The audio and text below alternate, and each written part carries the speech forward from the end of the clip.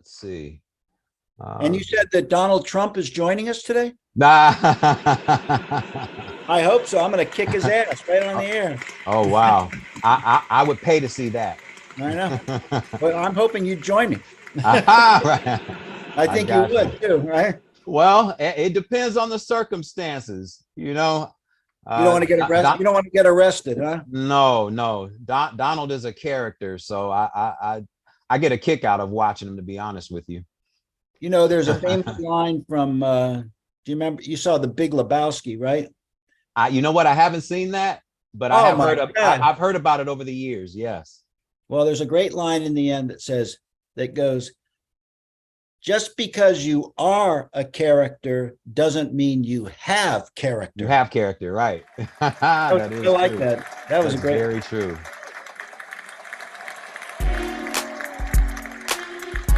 Take your mind into the wonderful world of physical, emotional, psychological, and spiritual wellness. Ladies and gentlemen, welcome to the Kinetic Hour. Conversations with you and guests. With your host, Kennon, Wesley, Mason. That's me.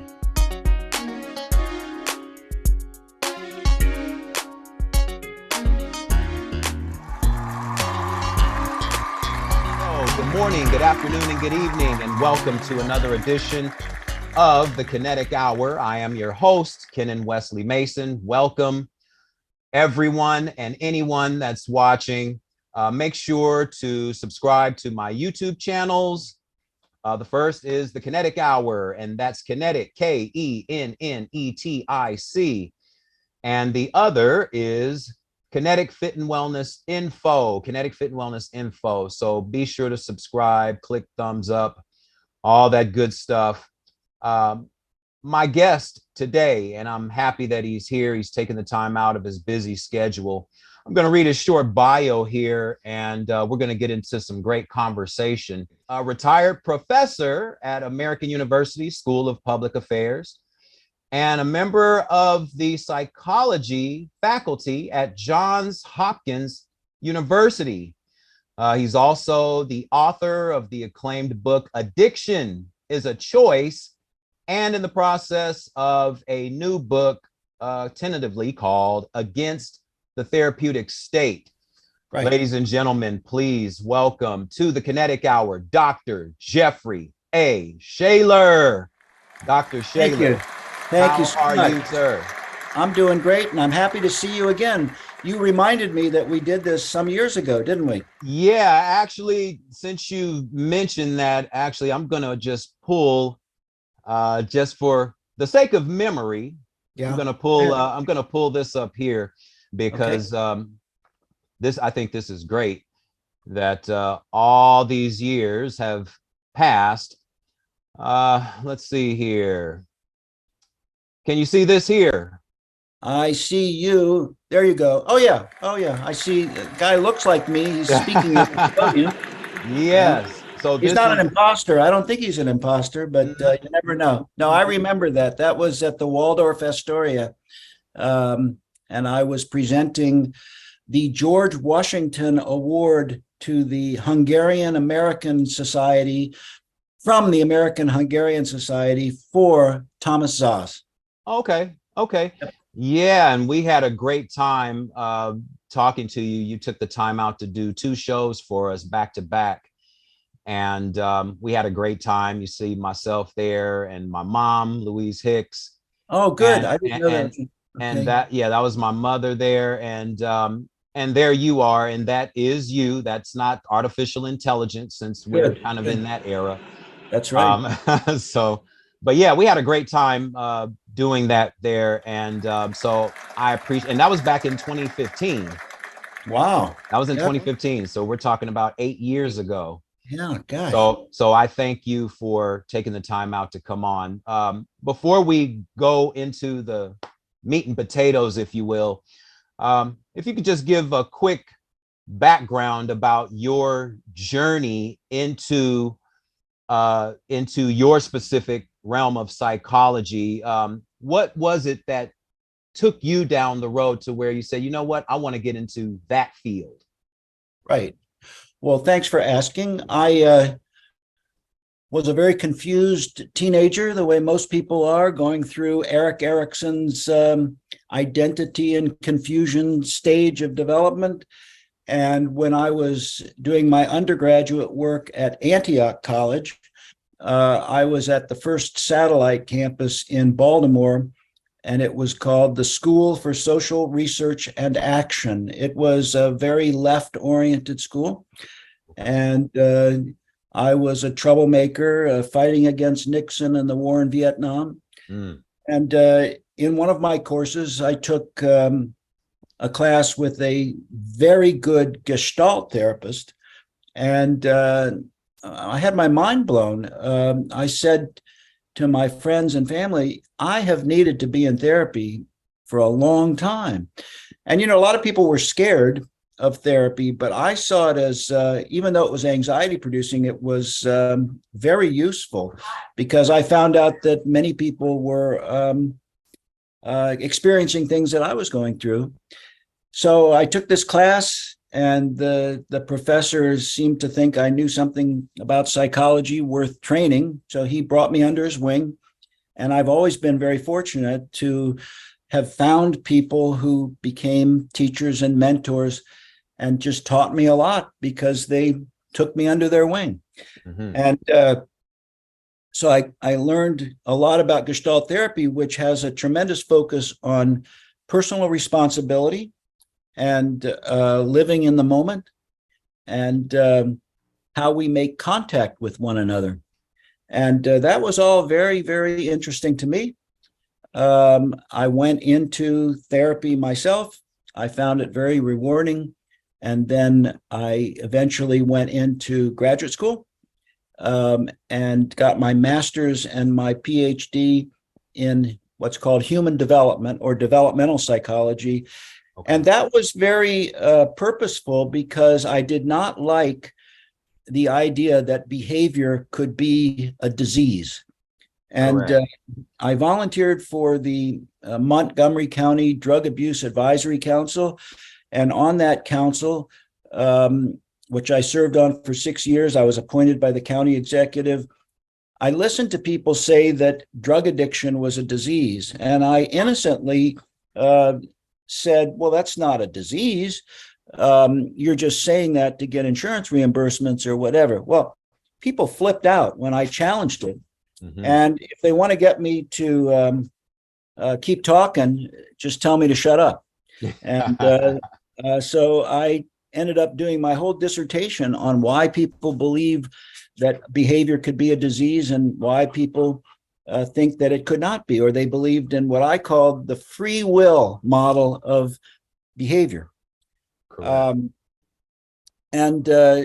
eventually studied with Thomas Szasz. I was invited to teach at American University and then at Johns Hopkins University.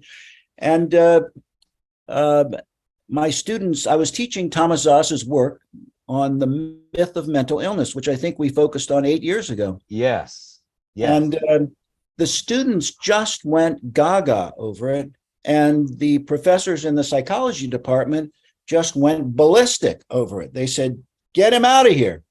Well, that drew more and more students in. Right. And some of my students said, can we invite Thomas Szasz to come down here? I said, well, you can invite him. I don't know if he's going to come. Mm-hmm. And sure enough, he came. And he gave a university talk. And I had written something in the Washington Post about ethical behaviors of therapists. And I was, again, mercilessly attacked by therapists for criticizing the profession.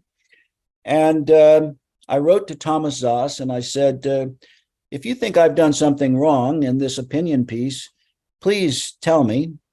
He wrote back and said, I think it's absolutely right on. I asked him if I could correspond. He said he would love to do that. And after that talk at the university, I said goodnight to him at his hotel, and I went to shake hands with him, and he wouldn't let go of my hand. He literally would not let go of my hand. And I started laughing. I kept saying, Dr. Zoss, thank you. And he just held on tight. And to me, that was the beginning of a very meaningful and beautiful relationship. The next thing I knew, he called up and said, I'm going to be on national debates and I'd like you to join me. I did that for a show called Debates, which was produced by the guy who produced William Buckley's Firing Line. Okay. His name is Warren Steibel. And I did 17 shows nationally on that, on every single controversial topic they could come up with. Right. And he asked me to join him in other ventures. We did a fantastic conference that we organized in Edmonton, Alberta, for the First Nations people. And that's what in Canada and in parts of the US they refer to as Indians, American Indians. Right. And First Nations people are the ones that made treaties with the federal government. They asked me and Tom to come because they wanted alternative views on addiction. And that was a mind-blowing experience for me and for them. And I think through that experience, I really came to understand the power of culture in terms of influencing people's behavior. Right. And, First Nations people, American Indians, whatever you want to call them, have been persecuted as much as Blacks in this country, as much as gays, and they wanted to hear something different, and they got it. And we had a great time, and kind of the rest is history. Kennon and I integrated my ideas into my private practice, which I have been doing I began in 1975. Okay. And I pushed away Freudian psychoanalysis and just focused on existential psychoanalysis. That's what I call myself now. And in existential psychoanalysis, I focus on crises and issues related to death, freedom, isolation, and meaninglessness that people may be struggling with. And everybody can relate to that. The thing is, Kennon, that I did not want to view people as being sick. I see what people call mental illness as a disease. I see that as problems in living. And it's life. It's life, man. Life. Exactly. So I didn't like the stigmatizing ideas about contemporary psychology and psychiatry. Tom taught me all about the harm that was done to people through involuntary commitment. He taught me about how ideas related to disease were used to enslave Black people in this country. For example, the idea that that slaves who ran away had a disease called drapetomania. There are all kinds of things, and that was very enlightening for me, Kennon. And that's what I taught the students. We had terrific debates and discussions, and the rest is history. I'm working on my 10th book, and that is entitled Against the Therapeutic State. And if I could just briefly say what the therapeutic state refers to. Yes. It's the evolution of the theocratic state. And in the theocratic state, we have church and state combined. And that caused a lot of problems. And that's partially why this country was founded, to find freedom from religion and freedom of religion. And what Tom taught in his book, The Manufacture of Madness, is that religion has been replaced with psychiatry and psychiatric language, and the new priests are psychiatrists. And just as we have the First Amendment to allow us certain basic freedoms, I believe, and Tom taught me, that we've got to be free of psychiatry. Now, he and I both emphasize that we believe that psychiatry should exist between consenting adults. If you want to go, no problem. But if you don't want to be treated, which we questioned the whole concept of treatment as if it was like being treated for cancer, we got a lot of flack. And we challenged all of that. And I'm carrying on that work with a couple of very good colleagues, and that's what this book is all about. So even though we keep hearing what sounds like a compassionate perspective on, quote, mental health and mental illness, nobody really articulates what that means. And I'm trying to do that in this book. Right. You know, you sent me a copy of Thomas Zoss's writing of that specifically, and I happened to read it. Actually, I read it before we came on the air, and there was a couple of lines in there that there's one line right here that kind of got me. He who controls the vocabulary controls social reality. Right. That's huge. It is. That's huge.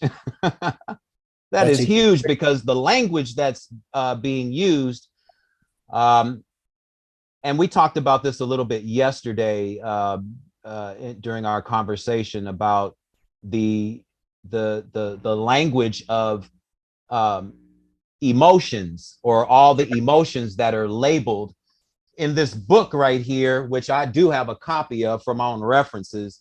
Right. What do you say is the problem with this book and the language that's used in how people are diagnosed just because of their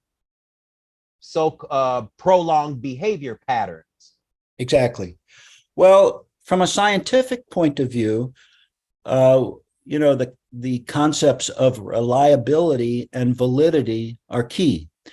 And the DSM is decidedly unscientific. In other words, the reliability is way off. And if the reliability was correct, there would be agreement among practitioners about what an abnormal behavior is. For example, if somebody is presented to a group of mental health experts, they might diagnose him as having a personality disorder, or others might say that he's schizophrenic, or others might say he has an anxiety disorder.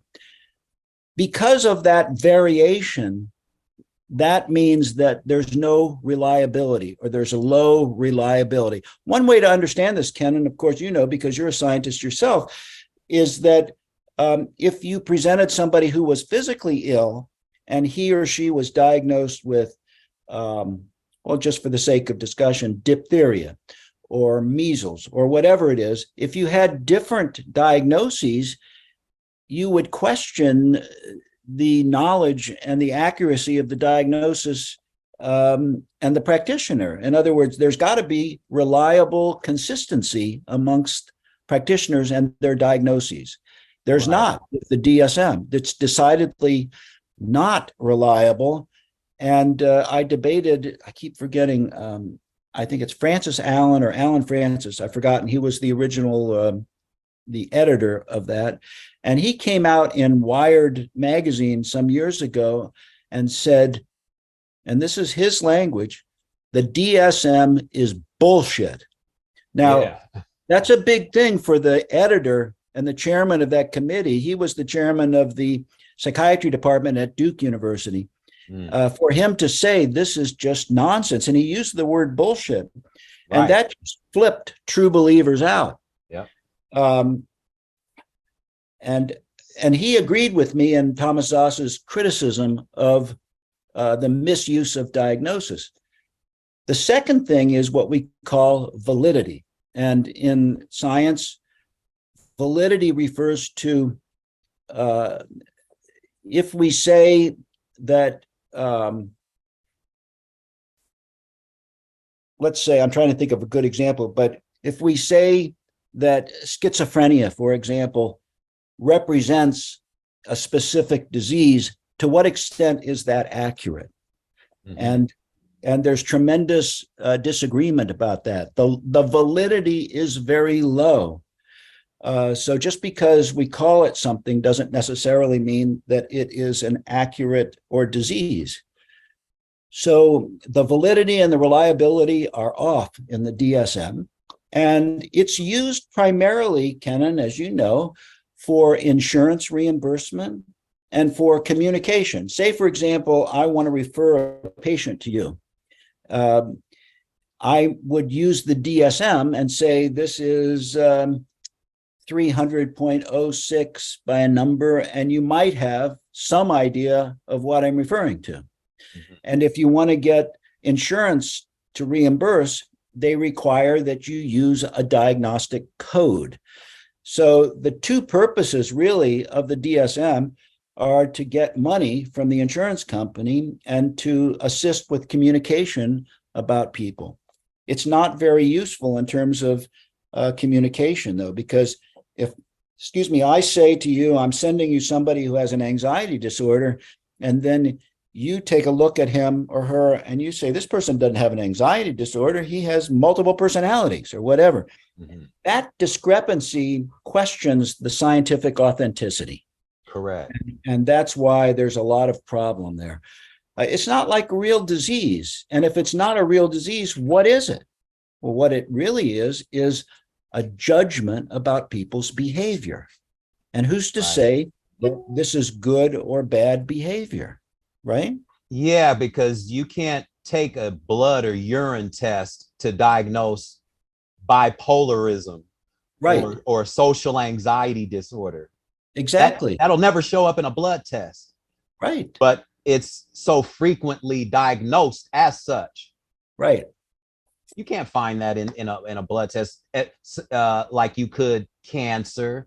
Exactly. or any type of cancer or measles, like you mentioned earlier. You can detect those. You can detect eczema. You can detect acne. You can detect any of these physical ailments, but you can never look under a microscope and say, oh, look, I found social anxiety disorder.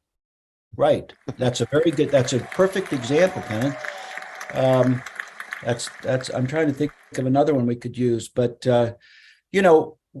what do we generally mean by schizophrenia? How do we generally diagnose schizophrenia? My brother was diagnosed with paranoid schizophrenia. Right. Schizophrenia is diagnosed primarily by hallucinations. And what are hallucinations? Self-reported imaginings. In other words, if you claim that there are alien beings walking on the ceiling in your studio right there, we would say that you're hallucinating. Right. And here's where the problem comes. What if you say that Jesus entered your heart?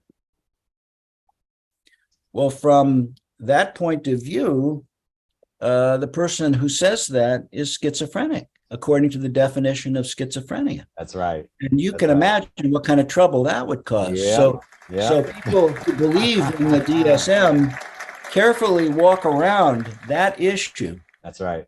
And another thing to think about, you mentioned cancer. I was diagnosed with cancer 2 years ago, a form of leukemia. Mm-hmm. I had asymptomatic cancer. In other words, I didn't know that I had cancer. And symptoms may lead us to signs in the diagnosis of real disease. For example, if I say my stomach hurts, that's a symptom. That's a subjective reporting. That's right.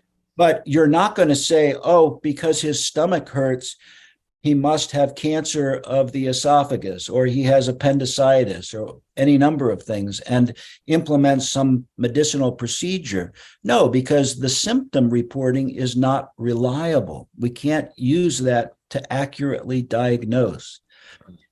We can, though, through a blood test, and that's what happened to me. I didn't know there was anything wrong with me. I had a routine blood test,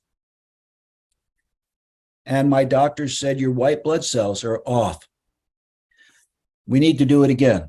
And we need to do it again. They did it like 5 or 6 times because they wanted to be sure they had the same finding each time.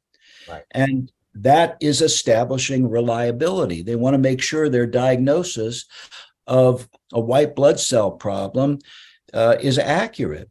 Yes. Now, from that, they can make the diagnosis of cancer based on the kind of cells that they see, et cetera. Those are signs, though. Signs are objective.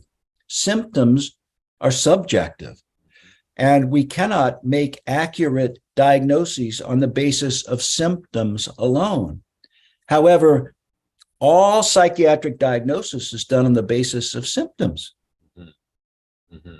Just like you said, you can't take blood and say this person has schizophrenia or depression or whatever. You simply can't do it. And yet people believe that they can, and they start administering drugs or worse, electroconvulsive therapy, or force them into a mental hospital, et cetera, solely on the basis of symptom diagnosis, which even though psychiatrists particularly like to think that they are practicing medicine just the way an oncologist does, Yes, they absolutely are not.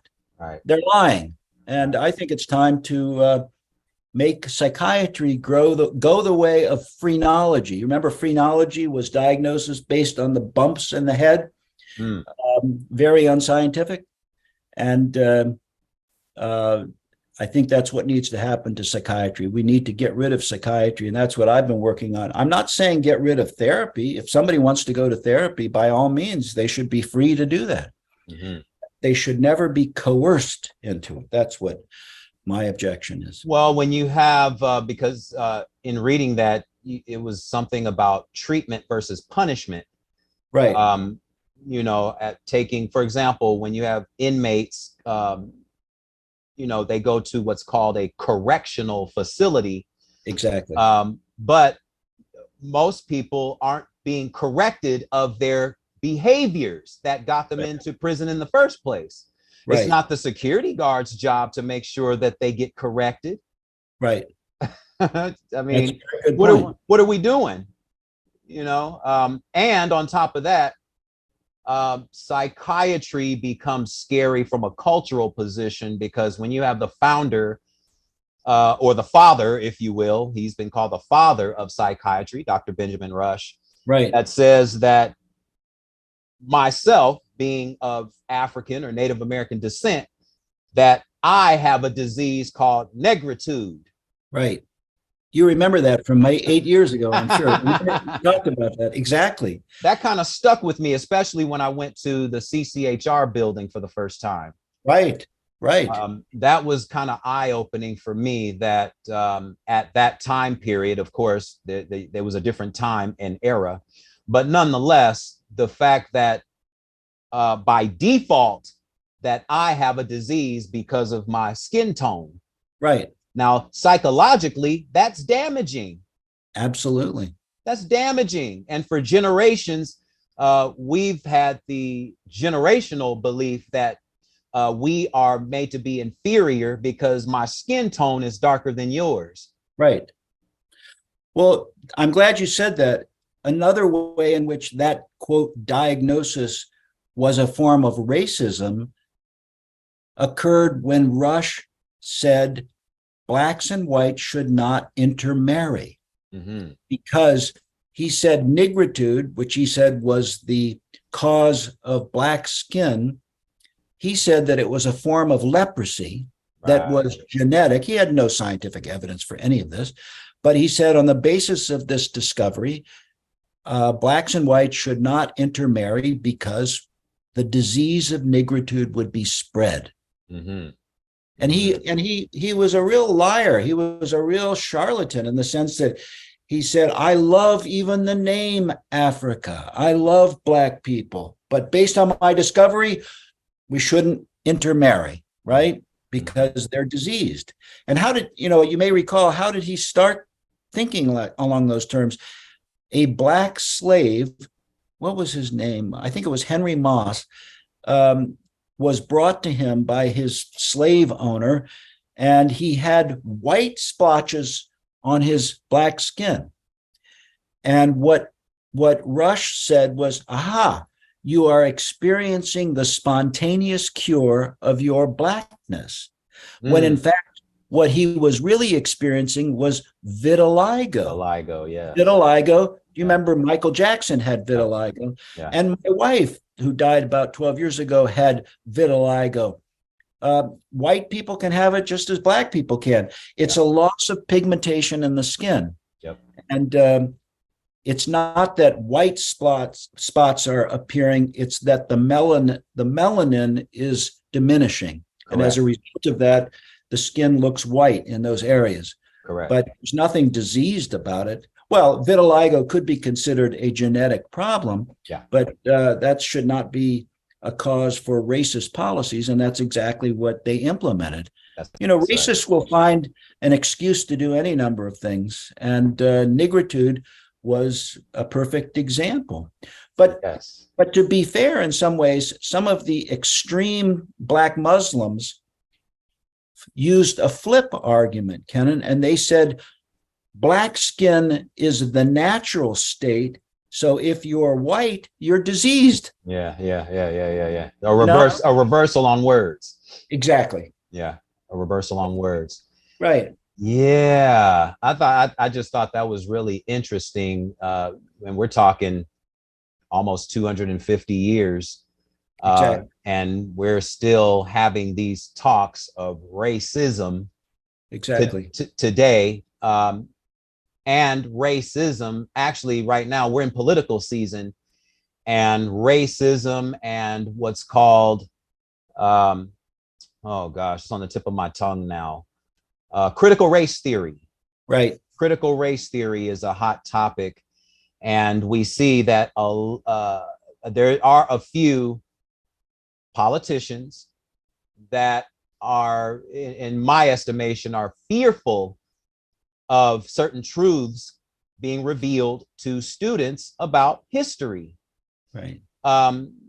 Again, we're talking about creating a social engineering of certain, like you said, policies. Right. Policies created because of racist views, or wanting to hide certain aspects of history. What is your stance? Because yesterday we talked a little bit about that, and you mentioned DeSantis and Trump, right, and people of that nature. Well, let me, if I could mention go ahead. One thing I think we talked about yesterday. I debated Alvin Toussaint, who's a famous psychiatrist at Harvard. Yes. The debate was, he claimed that racism was a form of mental illness. And I objected. I said, if racism is a form of mental illness, then people aren't responsible for their racism. Mm-hmm. In other words, they can't control their racist attitudes. Mm-hmm. And I don't think you would approve of that, Dr. Toussaint. And he just froze in his tracks. And the NAACP magazine, now called Crisis Magazine, picked up that transcript and published it because they were so interested in that idea, that claiming that, well, of course, racism is bad, but it's not a form of mental illness. It's like saying that Hitler was mentally ill. Well, if you say Hitler was mentally ill, then you basically excuse his behavior. Right. Because if you have a real disease, you can't control the disease through an act of will. Mm-hmm. And that's what people have done with addiction and all kinds of abnormal behaviors or socially deviant behaviors. Mm.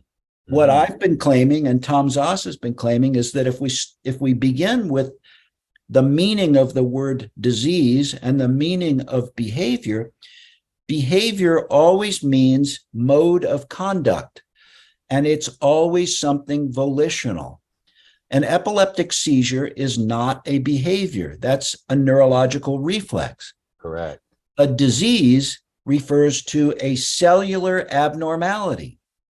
You find diseases in a cadaver during an autopsy, but you can't find abnormal behavior in an autopsy because that's only true for a living person.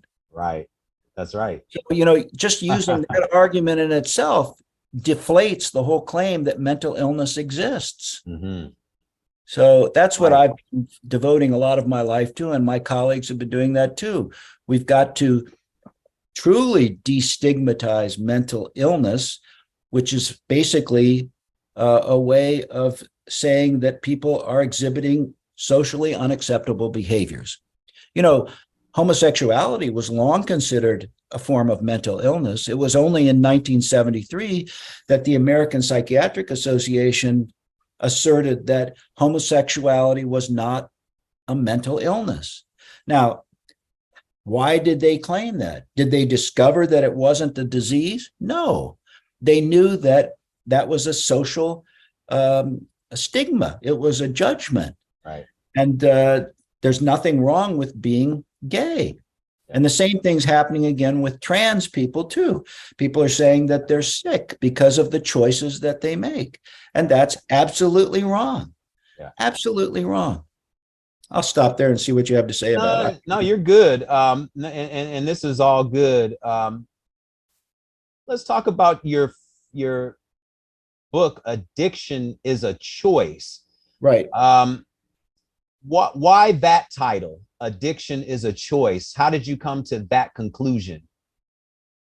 Well, I was surrounded by people who claimed it was a disease. And if they said it was a disease, what they meant was a person could not control his drinking behavior. And I studied all the research testing that theory when I was in graduate school. And I found out that there was a ton of research showing that people could control their behavior for reasons that were important to them. And that was a huge discovery right there. And I began to question, well, why is this not being reported? Why aren't people learning that it's not a disease? Another way of characterizing the disease of alcoholism and addiction is through what became popularly known as the loss of control theory. You see, it used to be down in the temperance era, people claimed that if you drank a little bit of alcohol, you would develop the disease of alcoholism. You couldn't control your behavior. And that was part of the reason why prohibition was established, because people said anybody could become an alcoholic if they drank alcohol. So we have to block access to alcohol. But people realized that many people could drink and would be fine. Some people got into trouble, but that was not true for most people. And that was key. And also people believed that they had a right to drink. And eventually in 1933, we had the repeal of prohibition. But what many people don't realize is that immediately following the repeal of prohibition, we had the birth of Alcoholics Anonymous. And that's a self-help fellowship of people who get into trouble with alcohol, which I'm very supportive of. However, they advance the idea that for the people that do get into trouble with alcohol, they have a disease that's genetically based. And there's no evidence to support that, Kennon. Right. And then there was what happened, a guy named E.M. Jelinek, who was a researcher at Yale, wrote a book called The Disease Concept of Alcoholism. And he claimed that alcoholics suffered from loss of control. And that's where this loss of control theory became key to the disease concept. And for them, they must never drink again, right? So it's like you have prohibition just for the group of people that get into trouble and have this genetic-based disease. But there was no scientific evidence of that. Yeah. And people objected again. This idea was extended to addictions and socially undesirable behaviors all over. Like if you had too much sex, you had a disease called sex addiction. Yeah. If you used too much opium, you had opium addiction. None of this was true. And the word addiction historically had nothing to do with drugs, and it had nothing to do with loss of control. So what's the problem with that idea? And that's how I really changed my whole work to focus on that. I think it's best explained this way, Kennon. In 1973, Nixon was closing down the Vietnam War, and the Veterans Administration realized that there were many, many soldiers who had trouble with heroin use. They were using heroin in South Vietnam. It was cheap, it was easily available. And so the VA commissioned a group of epidemiologists at Washington University in St. Louis and said, figure out how many people have the disease of heroin addiction so that we can provide them with treatment facilities when they come home. This was the largest study of confirmed heroin users ever done. And the researchers made an incredible discovery that, again, people won't talk about. It's in my book, Drugs. Should we legalize, decriminalize, and or deregulate? What they found was that, 87% of the people who came back from Vietnam gave up heroin like that. They're not supposed to do that. Mm-hmm. And they gave it up when they came back to this country. And the researchers said, why is it that you could give up heroin when you got back here? Is it because it's hard to get? In other words, you got it so easily in Vietnam, and since we have prohibition here, that's why you don't use heroin? And they said, absolutely not. We used heroin as a way of coping with our environment in Vietnam. Mm-hmm. Since we don't need it to cope with our environment here, we gave it up. Now, understand, this is considered one of the most addicting substances known. Yep. They didn't go through treatment. And of the approximately 13% of people that continued using heroin once they came back home, they had been found to be using before they went to Vietnam. Now, the point is this: if policy is focused on the availability of the drug and or some alleged difference on a cellular or genetic basis, we're missing the boat. Yeah. The real reason is environment, how people experience their environment. Yes. And I'll venture to say that those people who get into trouble with heroin and other drugs live in the equivalent of a war-torn environment back home. Yeah. And it's not unique to Blacks or minorities. There are plenty of rich white people that get into it just as much. And it's a popular saying among racist researchers, oh, it's a problem for Blacks. No, there are plenty of rich movie stars who are in trouble with drugs. Only we don't want to talk about that. That's right. That's right. Now, is that because of the availability of drugs? I mean, look how much resource we put towards trying to get rid of drugs or fighting the war on drugs. To me, that's just a waste of money. Yeah. It just doesn't work. Now, it's a huge farce. It is a farce, exactly. Now, how can you change people's environments? That's a tough one. Yeah, I think it's very tough. Yeah. But I think that's the real reason why people get into trouble with drugs. And, the famous criminologist, James Q. Wilson, argued the exact opposite in a cover story in Commentary magazine back in the 1970s. He said the reason they gave up heroin is because we have drug prohibition. So we've got to keep fighting the war on drugs, which is absolute bullshit, Kennon. Yeah. Yeah. Who wins? Who benefits from the war on drugs? The prison builders benefit. That's right. The drug warriors benefit. Yeah. But nobody else really does. Not the users. Exactly. So, when I was in growing up, not just me, but most students and people of that era, we're talking about the early 1980s during the Reagan era. Right. We were taught the just say no, dare to say no, dare to say no to Nancy drugs. Reagan, right? Ronald and Nancy Reagan. Exactly. They kind of spearheaded this campaign about just say no, or daring to say no of drugs. We always teach our children, or at least then, and I guess now too, we continue to teach our children to stay away from the heroin, the cocaine, the crystal meth, and all of the street drugs. We never teach our children to stay away from the Xanax, the Zoloft, and all of these other psychoactive or psychotropic drugs. Right. Now, in a post-pandemic era, we find that there are more teenagers diagnosing themselves through social media, and they are going to find their own prescriptions. Right. Whether they have a prescription or not, they go and find their respective meds, if you will. And we find that a lot of these teenagers are ending up dying because of the rise in what's called fentanyl. Right.